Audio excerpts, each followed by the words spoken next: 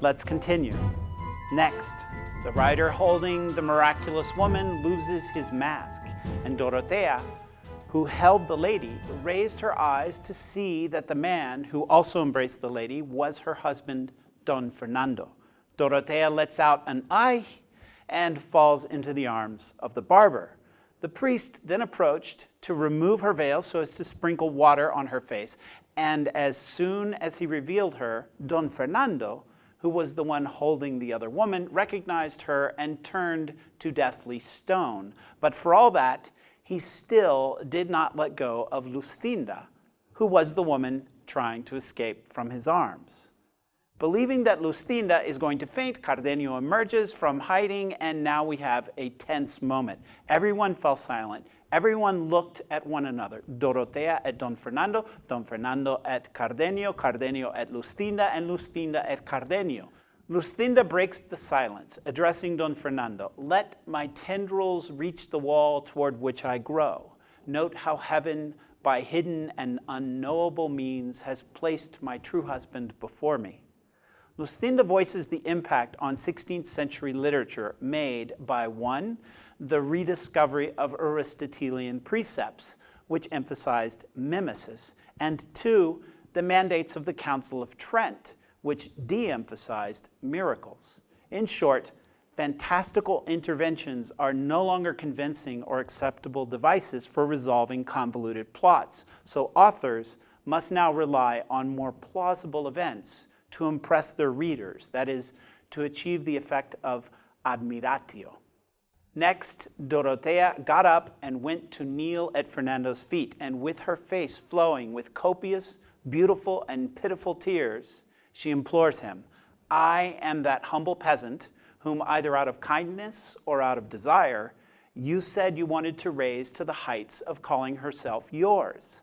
I'm the one who opened the doors to her modesty and surrendered to you the keys to her freedom." This long speech, structured in humanistic fashion, represents many of the novel's major themes. A woman's free will. It will be easier for you to come to love the one who adores you than to force the one who abhors you. Slavery. Accept me as your slave, for so long as I am in your power, I'll know I'm blessed. Blood purity. Consider that hardly any of the world's nobility has come into being without this idea. True nobility is virtue. Religion. Your signature will be your proof, and my witness heaven, which you yourself called on to witness what you promised me. And finally, personal ethics. Your own conscience cannot fail to speak to you, silencing you in the midst of your pleasures. In the end, Don Fernando yields with another chiasmus. "You have conquered me, beautiful Dorotea, conquered me you have, because no soul can deny so many truths gathered together." And when Fernando lets go of Lustinda, she falls into the arms of Cardenio, saying, "You, my lord, are the true master of this your captive."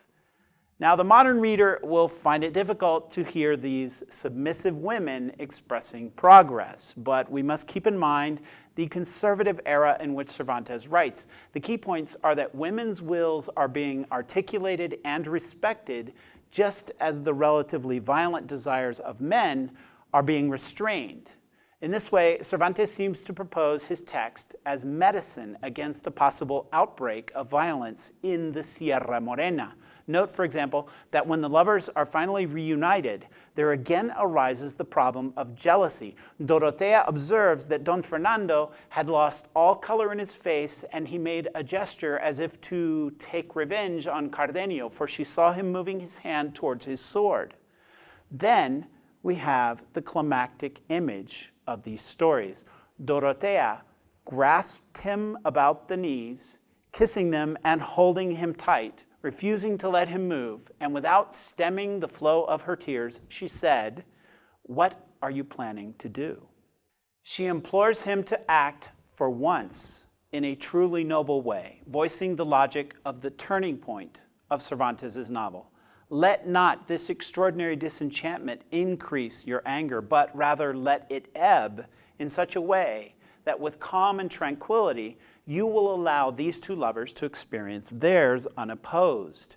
and thus you will let shine the generosity of your illustrious and noble heart, making the world see that you are more inclined toward reason than appetite."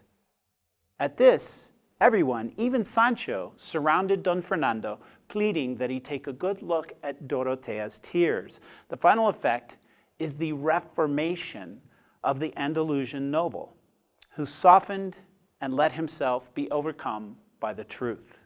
He now says to Dorotea, "Rise, my lady, for it's not right that she should kneel at my feet, whom I have in my soul. And if thus far I have not shown signs of what I say, perhaps haven't arranged it this way, so that by seeing the faith with which you love me, I might esteem you as you deserve." Then everyone begins to cry. But notice how the narrator distinguishes the case of Sancho. Later, he would explain that he only cried upon seeing that Dorotea was not, as he had previously thought, Queen Micomicona, from whom he had expected so many favors. The chapter ends with Fernando's explanation of how he kidnapped Lustinda from the nunnery, where she had taken refuge, and then brought her to the inn, where, according to the narrator, all the world's misfortunes have been brought home and concluded. Obviously, for Cervantes, the inn symbolizes a resolution to the most serious social problems, not just of Andalusia, but the entire world. The resolution to the particularly disastrous effects of rape, revenge, and jealousy with which we so often justify our violence against others.